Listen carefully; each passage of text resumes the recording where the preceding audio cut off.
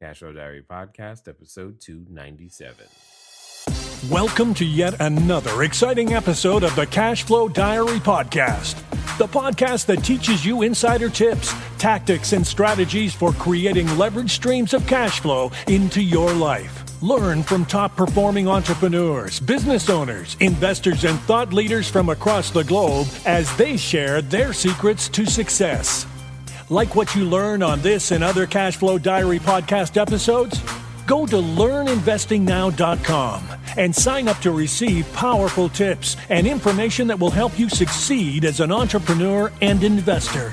Now, here's your host, investor, entrepreneur, business owner, educator, speaker, author, and master facilitator of Robert Kiyosaki's cash flow game, Jay Massey. All right, ladies and gentlemen, welcome to another episode of the Cashflow Diary Podcast. I'm your host, Jay Massey, and I'm glad that you're here today because here's what I know. I know today is going to be one of those days where you have an elevation in the way that you think about the way that you think. And most importantly, what you're actually going to go out there and be able to do. Because today's guest is going to help you because she's a serial entrepreneur. Let me decode that for you. She's done it more than once. And when you do anything more than once, you have the ability to not, only learn from your prior mistakes, but also from your prior successes. And most importantly, get the benefit of what we will call a compound interest of successive successes to make bigger things happen for you. And most importantly, the people that you serve. So just imagine if you were able to not do it once, not twice, not three, but 6 times, and able to get a country would be good too, but a company to $100 million in annual revenues. Do you think you'd have anything to share? Do you think you've learned anything? If you wrote a book and have been speaking and been a university lecturer as well as an angel investor, do you think you'd have perspective? Well, that's today's guest. She's going to share that perspective with you and I. So what does that mean? That means right now it's time to break out the pen, the pad, the iPad, the iPhone, whatever you take notes on. Now is the time to listen to none other than May McCarthy, CEO of Bizults. And we are going to learn today. May, you there? I'm here, Jay. Thank you so much. I'm glad that you are taking the time. I hear that Seattle is booming, real estate's on the rise, and there's nothing but business happening up there. You cannot turn around without seeing at least 3 cranes in the sky, building. We are now known as the cloud computing capital of the world. Cloud computing capital of the world. Did not know that, but okay, I'm in. Now, before we get too far though, I have to ask you the same question I ask everybody, especially the first time that they're here. I tend to look at today's entrepreneurs a lot like yesterday's superheroes, Wonder Woman, Black Widow, Hulk, Superman, Spider-Man, all of those people, because I think entrepreneurs and superheroes have a ton in common. Chief among them, occasionally we get dressed up and put on our superhero outfits and go out there to use our special skills and improve the quality of life of other people. That's both superhero and entrepreneur. Now, also like a superhero, entrepreneurs have a beginning. What do I mean by that? Before Spider-Man was climbing walls and doing all the things that he does, he was just taking photos. He was a normal everyday person.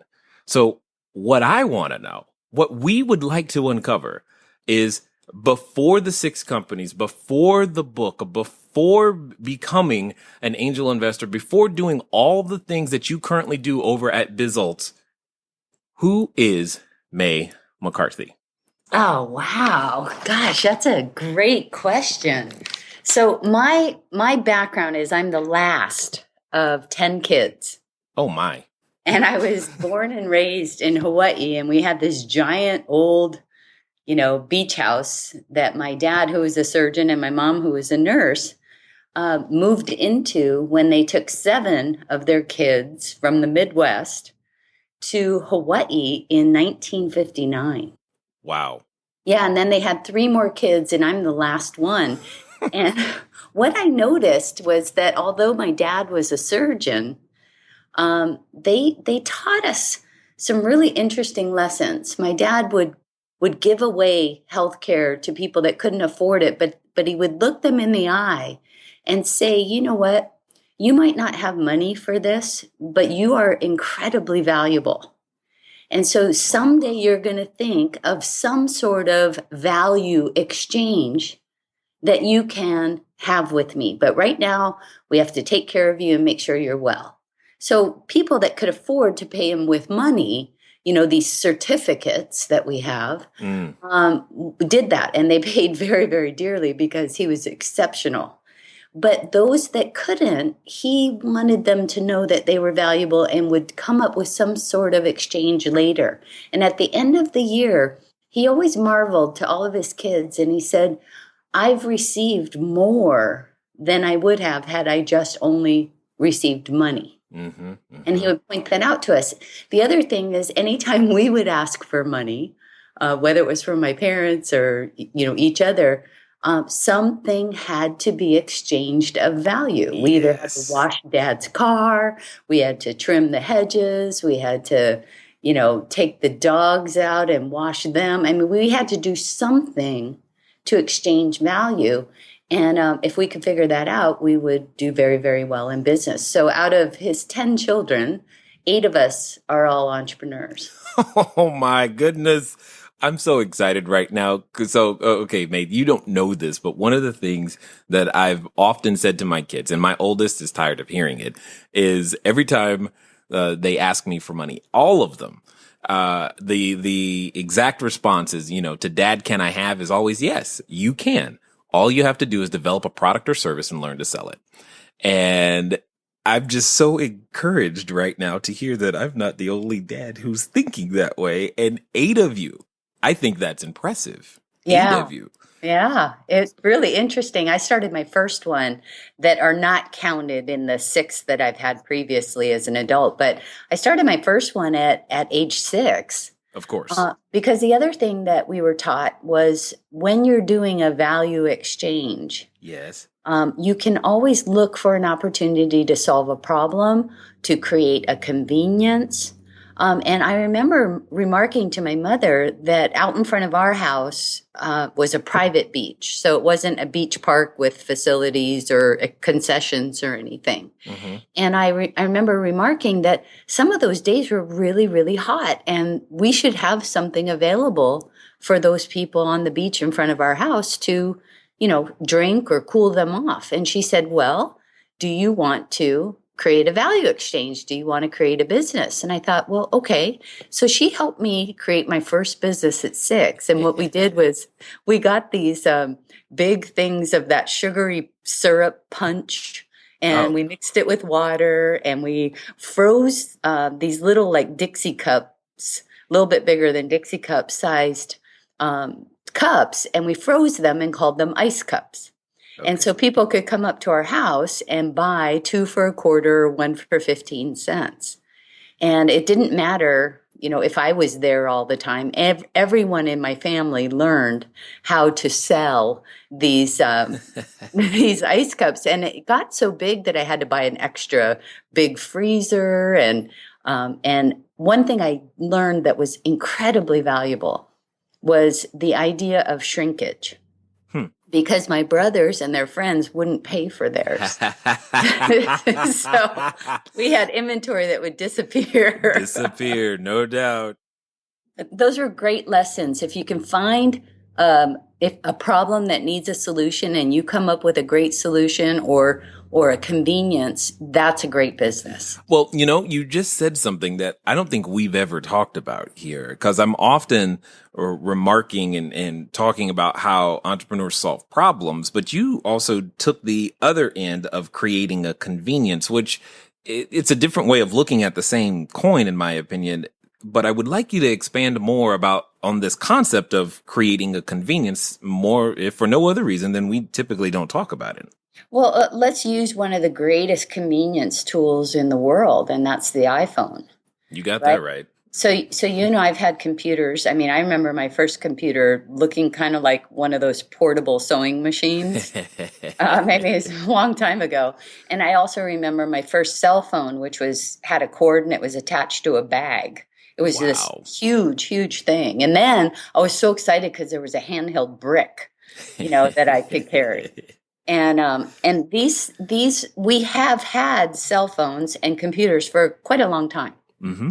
However, a convenience is being able to put them in one device and to put them into a pocket-sized product. Mm-hmm. I mean, that was just an amazing convenience for us, right? Yeah, I can't. I wonder how many people don't have some form of a cell phone. I mean, I'm sure there are many, but obviously none listening to us right now. But still, that convenience then proliferated its distribution, and obviously significant profit, and as well as quality of life has increased because of that convenience. Exactly. Well, cell phones when they were first coming out, and I used to have an international phone company back in from 91 to 2001.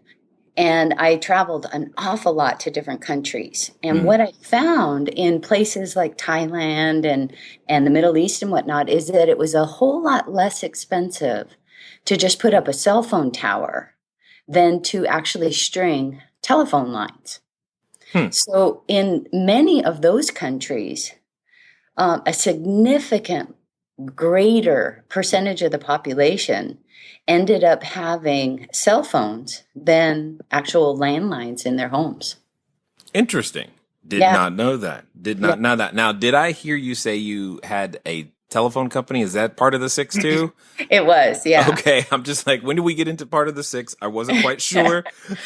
Yeah, that was from 91 to 2001. Got it. So, okay, excellent. So this actually gets us into the journey. All right. So we start at 6 with ice cups.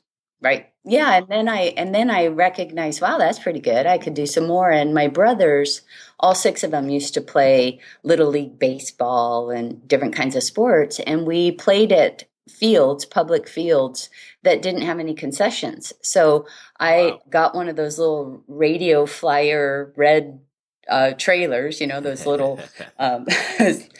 thing on wheels. And I put a cooler in there. And I took sodas and water and other sorts of little snacks, and I sold them at the baseball parks. Nice. And then later I got into, I had some neighbors that were single but they had kids. And so they worked late at night. And so since their kids went to the same school I went to, and we had lots of room in our house, we created sort of an overnight babysitting. And then all my friends wanted to get into babysitting. So I became sort of a broker. And I had about, starting at 10 through about 13, I had a master schedule, and I brokered out babysitters to different clients. Man, okay. This is awesome. I mean, you're on. Okay, just keep going. This is great. Yeah. This is great. Well, then I did other jobs. I figured, well, I should probably get a real job. One that W-2s. And so I worked for, a couple of fast food places and roller skate places and roller skating rinks. And I wanted to do really well in high school. So I knew I had to study a lot as I was going through high school. And I found a job offer that was a assistant manager in a roller skating rink in their pro shop. So I cut a deal where I would only work on weeknights. And the thing about weeknights is nobody's there. Right. So I worked in the pro shop, got paid, and I brought all my homework with me and did my homework. And occasionally somebody would come in with a broken skate and I'd fix it. But for the most part, they needed somebody. Their problem was they needed somebody there because that was the requirement for their operation. My challenge was I needed a job that I could also do my homework. And so it was a great exchange of value. Indeed. You're just a problem solver. I like it. You identify and you solve. And Most entrepreneurs are, wouldn't you agree? I mean, we either come up with solutions to problems or we create a convenience. Agreed. I can't turn it off personally, but I'm also thinking I was not doing that at 13 natural. I mean, you're on number 4 or 5 here, and I'm just, I'm just Well, listening. that's just what I did when I was a kid. And then when I moved to Seattle to go to college, the summer before my sophomore year, my sister, who was living here, and she's number 2 in the lineup, Okay. and I'm number 10, and she was living here with her husband and young daughter, and she was really fabulous in real estate. And she and her husband own a ton of real estate, but she was a real estate salesperson and did quite well. But one thing she didn't like was being away from her daughter and husband on weekends, and that's when you have to hold open houses. Right. So she was trying to think of a business that she would only work during the week in the evenings so she could, have mornings and early afternoons with her daughter. And she discovered one in Texas. And so she flew there and came back and called me up while I was on vacation from school and said, "Hey, I want to start this business and I want you to do that with me. Would you fly back early?" And so the summer before my sophomore year, we started a business that was fashion show retailing. So we contracted with Marriott's and Sheraton's and Hilton's and all sorts of different hotel chains. And we put on fashion shows, 60 a week here in the Seattle area. Whoa, hold on. Did you say 60? 60. Oh, my goodness. Yeah, so Okay. I was 19. I had about 250 employees that I hired and trained, and I bought all the garments that we showed, and we retailed them through the shows. And essentially became entertainment for people to come into the bars and the restaurants and stuff between the afternoon meetings and dinner. So we were sort of that happy hour crowd. Wow. Yeah, and it was really convenient because a lot of people that travel, and I don't know about you, but when I have a full-blown business going, I'm traveling 150, 200,000 miles a year. Right. And I will sometimes get done with meetings, or I'll meet one of my clients in the bar and we'll have a drink, and then we'll go off and have dinner or meet some other folks someplace off site for dinner. And so it's kind of nice to be able to see something and go, well, wait a minute, my sister's birthday is going to be next week. Right. Maybe I could just buy this now and I don't have to go shopping. Right. It was well before Amazon Prime. Yeah, I know, right? Dude, Amazon, I'm telling you. Yeah, so then we sold franchises to Alaska and New Jersey and expanded to Oregon and eventually sold the business in 89. Wow. Okay. And then, so from there, is that how we got into the cell phones? No, then I ended up I decided that I wanted to try and work for, a large company. So I went to work for Boeing, and somehow this manager found me my resume, and I was very tenacious about getting an appointment. And I was hired to be part of an 11-person group that bought major capital machinery and built buildings to paint airplanes and do Star Wars projects and all sorts of stuff.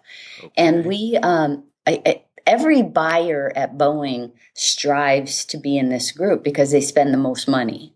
Okay. Somehow I got in it. Okay. But the cool thing about being in it is I'm a salesperson. That's my nature, a fair exchange of value.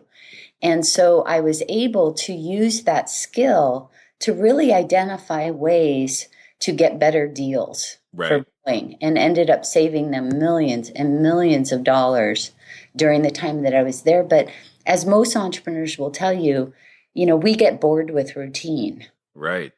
And so I, after a year and a half, even though they tried to create some really cool, innovative types of work for me, I just got bored. And I thought, I want to go be back in sales. So I went to work for Johnson & Johnson down in the Bay Area. Got it. And I worked for them for a year. And I did extremely well. You give me a quota and I will blow it away. It's just my nature. Understood. but a lot of people that work for large corporations like Johnson and Johnson, Procter and Gamble, Kimberly-Clark, things like that, they have very, very good training programs. But they get hired right out of college, and then they move through the ranks. That's the corporate route. And so when someone like me comes along, who's already owned businesses, who's already done really well, comes along, it can be a little threatening. Right. So my immediate boss was a little threatened, not sure why I was doing so well, didn't know how to control an entrepreneur. I didn't know that he wanted to be quite honest with you. I figured he'd be happy with, huge bonuses, and Right. which he got as a result of my efforts.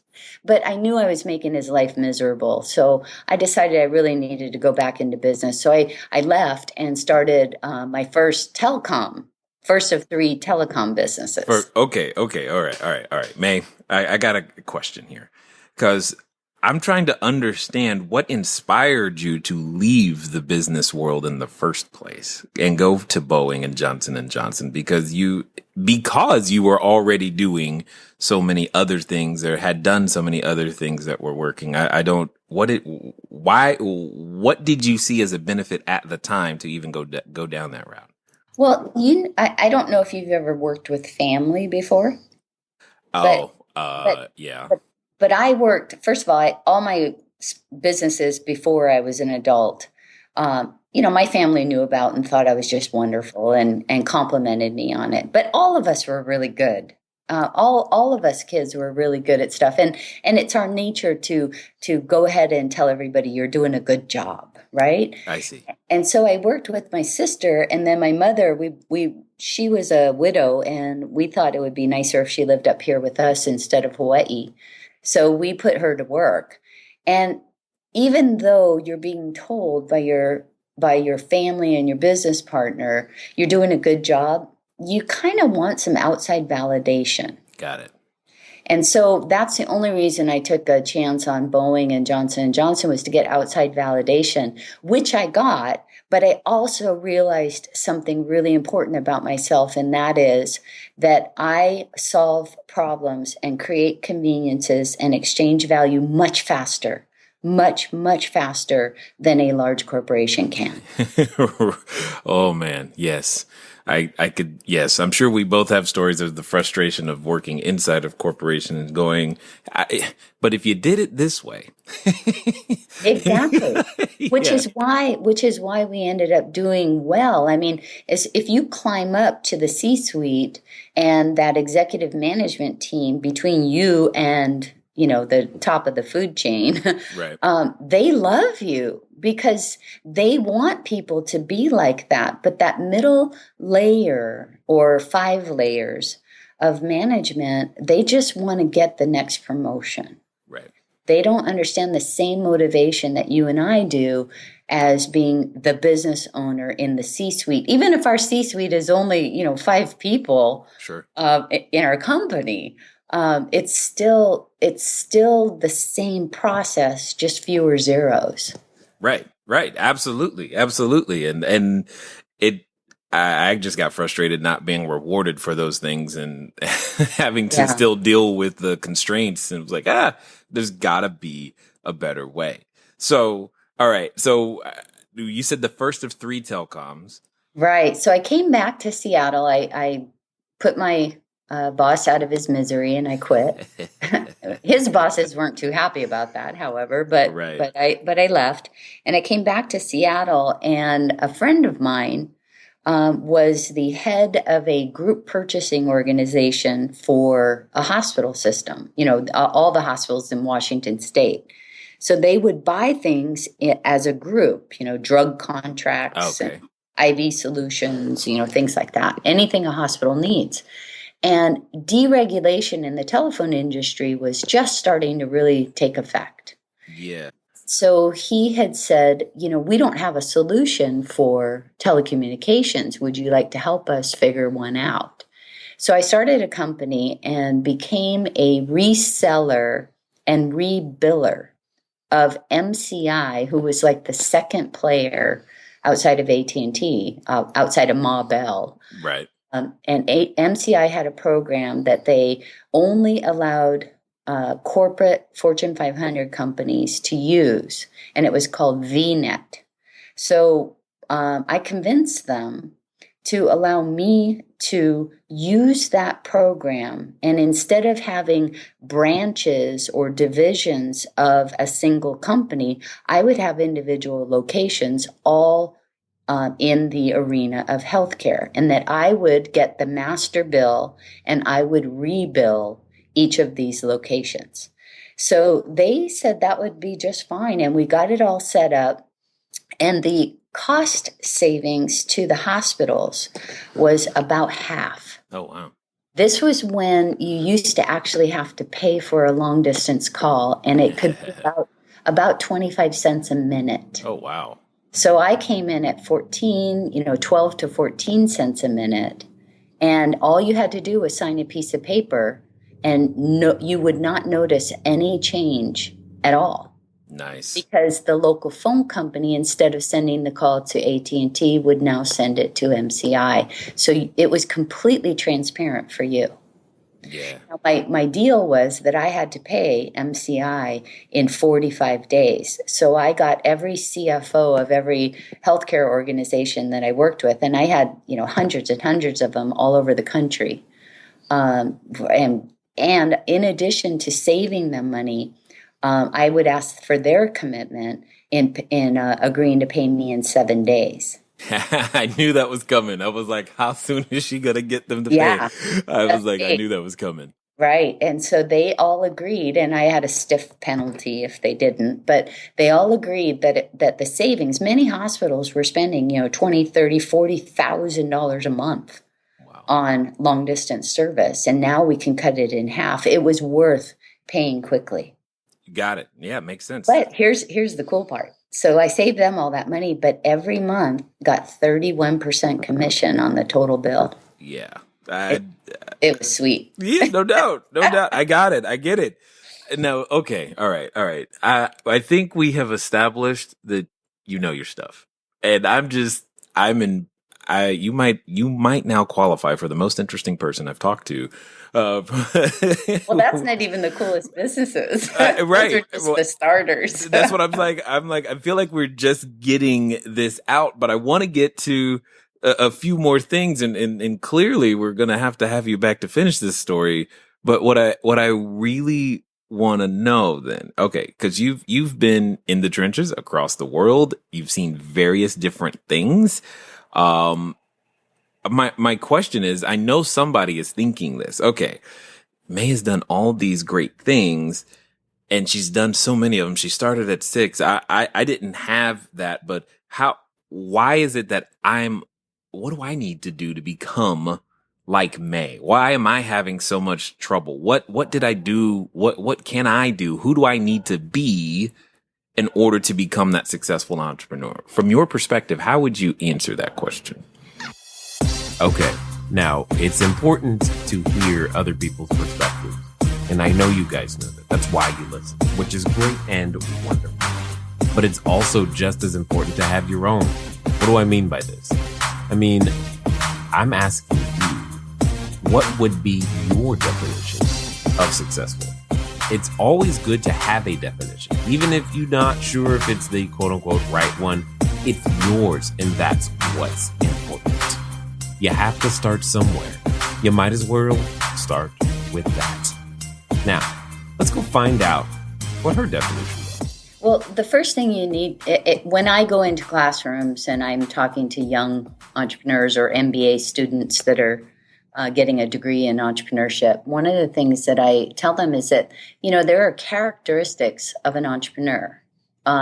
If you look at all the great entrepreneurs all over the world, and since Amazon is just booming here in Seattle, let's talk about Jeff Bezos. Right.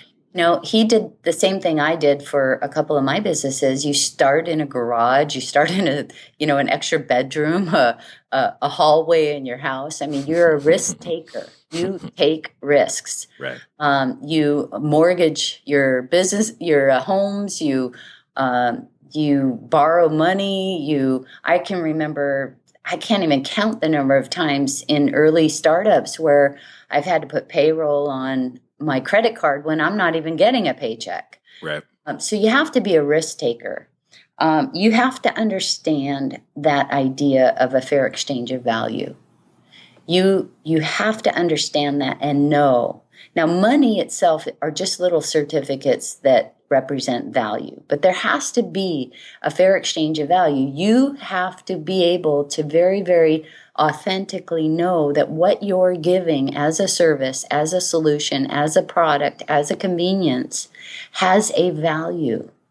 Yes. No matter what your potential customer says, it has a value, and you have to really understand what that value is. Fortunately, we have competitive, data now that's really easily available, and you can see what your competitors are pricing things at. And if yours is that much better, then there should be a premium.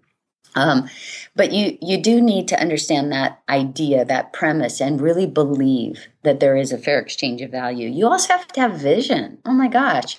I mean, where do you want to go? This is not, your business is going to pivot so many different times based on what your customers tell you, based on what the market demands, based on what competitors do. So you have to have a real vision for what the problem is that needs to be solved or the convenience that needs to be created. That's super, super important. And you've got to have some creativity. If you don't, find a partner, find an advisor, find somebody that thinks outside the box to be part of your team. I had, fortunately for me, and especially in my last company, which I had a lot of software developers and systems interface engineers and things like that. And when allowed, these people are incredibly creative. So you have to have the ability to really cultivate and help your team feel super comfortable so they don't feel like they're going to get yelled at by having a crazy idea, because I can tell you those crazy ideas, they turn into some really, really great businesses. Indeed. Yeah. And then tenacity. Don't give up. You're going to hit all sorts of bumps in the road. You're going to hit things that you don't expect. I mean, in every single company, in the United States, one of the most horrible things, but it's just a way that people do business, is they litigate in order to slow you down. So you'll find that sometimes when you're doing really, really, really well, like in my international phone company, we got sued by AT&T, MCI, and Sprint all at the same time. Oh, wow. And that's a huge distraction. Right. So you have to be really, really careful about protecting your team, making sure everybody, if there's no injunction, then all they're doing is trying to slow you down. Right. And that's clear. Anytime I've gotten sued, there's no injunction because we didn't do anything wrong. Right. But it's just a way that people operate in the United States. They litigate to slow you down so that you don't take too much of their business. And that's what happened for us. So it ended up going to the FCC, and it was ruled in the consumer's best interest that we operate. And in my company after that, it was another Fortune 20 company that sued us, and a company after that, it was another Fortune 20 company. But they do this. You need to just expect it. This is just part of business. Don't freak out. Protect your team. Make sure that they don't even know a lawsuit is going on in terms of their day-to-day operation. Figure out a way to handle it without freaking everybody out so that they can do their job well. And you have to really believe. You have to be passionate about what it is that you're doing. In my last two companies, when people would say, well, what do you do? My response was, we save lives. Right. We save lives. We put in an inventory management solution for large hospital systems using software and equipment.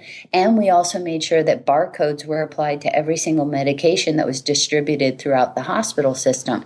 So when it came right down to it, Jay, a patient would have their wristband scanned, and they would scan a barcode that was on one of the medications we distributed to make sure that that patient was getting the right drug.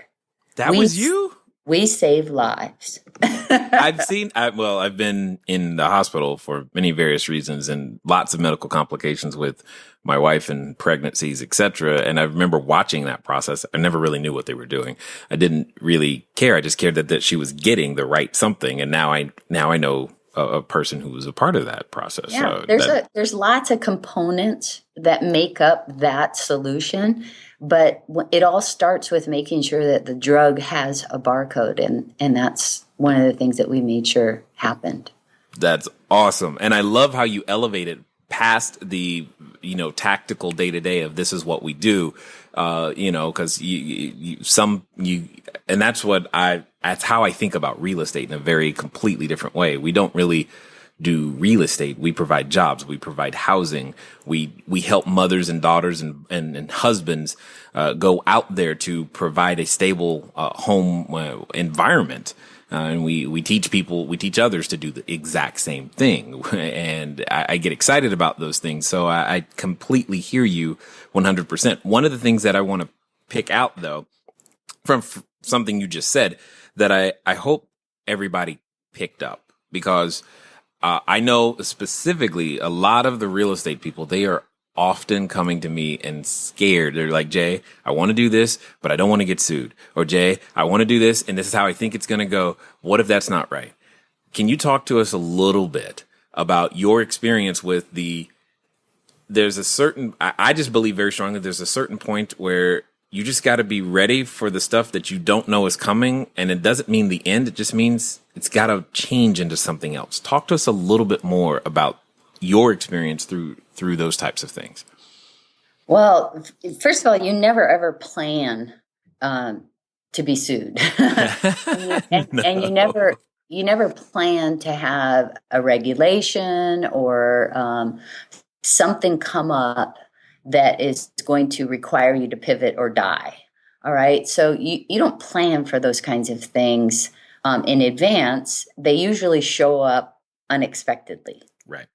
Okay. And you certainly should never, ever, ever do anything knowingly that's putting yourself at risk of a lawsuit, because it's my belief that, this is one of those balanced universes that we live in.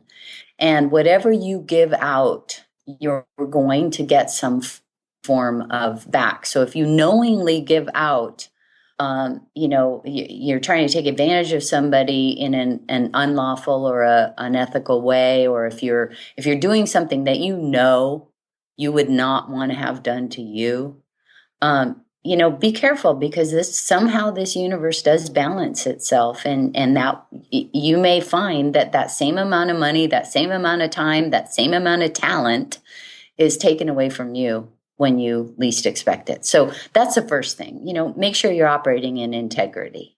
Right. The second thing is, when stuff happens, I use an interesting process. I wrote a book called The Path to Wealth, and it talks about some spiritual steps. And I call it spiritual only because you can't see it.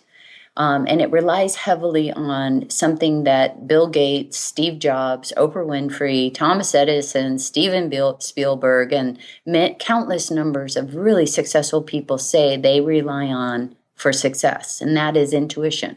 Yeah. So what ends up happening, because you can't see intuition, I call it spiritual. If you stay focused and revisit on a daily basis what it is that you want in terms of your goals, but really describe the outcome.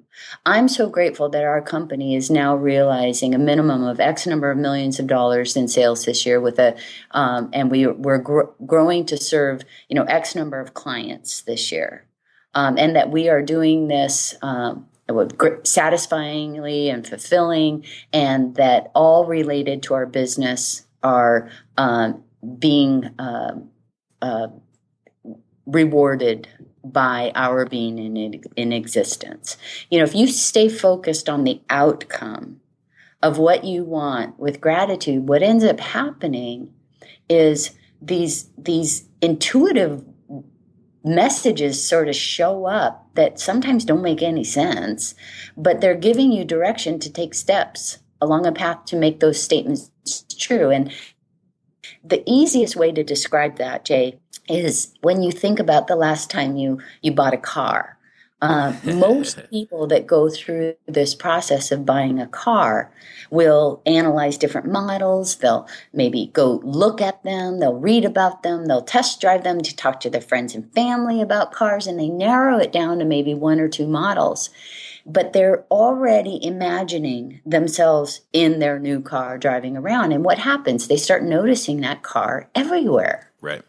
Well, that's because your subconscious and this idea of intuition start to filter these billions of pieces of data that are being sent to you. And it filters it and illuminates the things that are important for you to pay attention to that are in concert, in agreement with this realized goal that you have. So I can tell you just incredible stories where I, felt this hunch or this idea or I thought of somebody I hadn't thought of in a long time, and I pick up the phone and I call them only to find out they are now the decision maker at this monster customer that I wanted to have, and I get, a $500,000 contract. So that's really, really important. Whether you rely on intuition or not, your subconscious is going to show up if you stay focused on what you want the outcome of your goals to be. So every single day, have a planning meeting with yourself and see, write down, read out loud, and see in your mind's eye your company and you in that successful position with those realized goals. Synchronicity will happen to try and make those statements true. Agreed. Then you won't freak out when a lawsuit happens. What you'll do is call your attorney and say, hey, I just got this cease and desist or this demand letter. You'll send it to your attorney, but you won't freak out because you know what your end goal is. You'll just manage the problem and continue to stay focused on achieving the goals. I am learning rapidly that you are one of those individuals that I would want to talk to for like 4 hours. Unfortunately, in today's world, we don't have 4 hours with which to do that and in one setting. But I've never done this before. I'm just going to ask, though, are you willing to come back? Because there's more I want to know for sure. And I'm sure there's more that others want to know, too. Of course. I would love to. Okay. Got it. Excellent. Excellent. So let me do two things here. One, I know that if anyone else or all the others that have made it this far are also wondering how can they find out more about what you're up to, what you got going on, how can they get a copy of your book even, et cetera, because I know they want to learn more. Sure. So to make it easy, just go to maymccarthy.com. And that'll take you to my business results site. So May is MAY, McCarthy, MCCARTHY.com. And that'll actually show up on my website at the book tab. Got it. But I speak coast to coast. I'm booked out to next April. I'm all over the place. So I might be in a city near someone and they're welcome to come and attend. We also, have tons of videos up. And I also have lots of clients, and somebody might know somebody that has some gems of information as a result of either reading a book or meeting with me in person. So there's lots of ways to access information, and nothing I share is brand new. But it helps people to remember what they already know. Indeed, totally understood. Now let's get to this final question, if we will. Because I know you. I can't wait to hear your answer. To be honest, I'm really excited. There's somebody listening right now who, May they want to put on that superhero outfit. They could be standing in front of the superhero outfit store right now. They're thinking about, man, should I, shouldn't I, can I, do I have what it takes? But I have this great idea. But in the back of their head, that voice, it's so loud to them right now. It's so consistent. And occasionally that voice is coming from people that they know, love, and trust, and have trusted all their life thus far. Here's my question to you. For a moment, let's pretend that the person you're about to talk to is actually going to take action and do step by step exactly what you suggest in the next 24 to 48 hours. What would you tell them to do to be able to end up in a better position where they are actually beginning to realize what it is that they want to receive? Boy. Okay. So is this a person that is thinking about starting a business, or Yes. Okay. So if this is an entrepreneur, I would say go online right now and look up free business plan templates. Okay. There's lots of different places to get them, and fill it out. And you need to actually put your plan down on paper, before you ever spend a dime on anything else. I'm telling you, I have seen more people fail. They have a great idea. They spend hundreds of thousands of dollars. They've never written it down. They've never talked to a potential customer. They've never done a marketing feasibility, a financial feasibility study. They've never done anything that a business plan requires. And they lose all of that money, and they have this incredible disappointment. And here's the thing. Every time we don't achieve a goal, and which is most often due to bad planning. Mm-hmm. We didn't plan and we didn't prepare. But when we don't achieve a goal, our brain remembers it. So the next time we have a really big goal, our brain is going to try and talk us out of it because it wants to protect us from disappointment. So it's really, really important that you put it all down on paper first. And part of it is going to include talking to potential customers. What I tell my students at Seattle University and other places where I am a guest teacher, what I tell them to do is, play the student card. Even though you're an MBA student, you have a full-time job.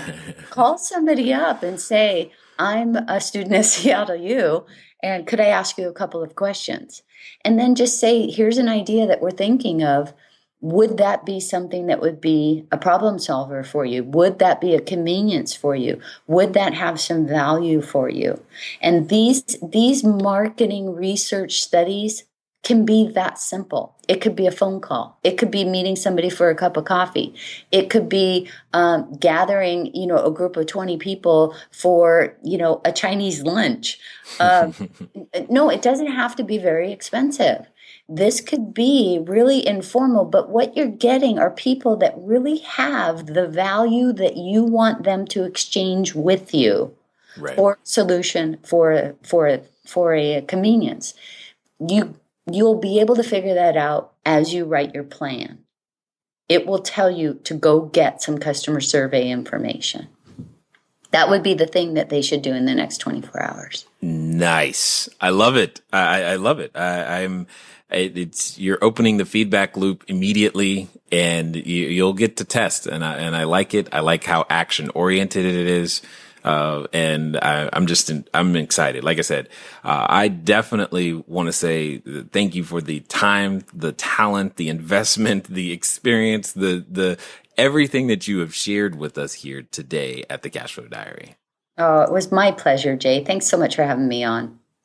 All right, ladies and gentlemen, you know what time it is. It's time for you to move at the speed of instruction. What does that mean? That means you probably know a website and a book and so many other things that you need to do. In fact, I'm going to underscore what you just heard. Get the plan, make it happen. Go. It's just a phone call. You're not going to die from making a phone call. We're just going to find out, though, how great you are and your idea is. Ladies and gentlemen, it's been fun talking to you today. I look forward to talking to you soon. Until next time.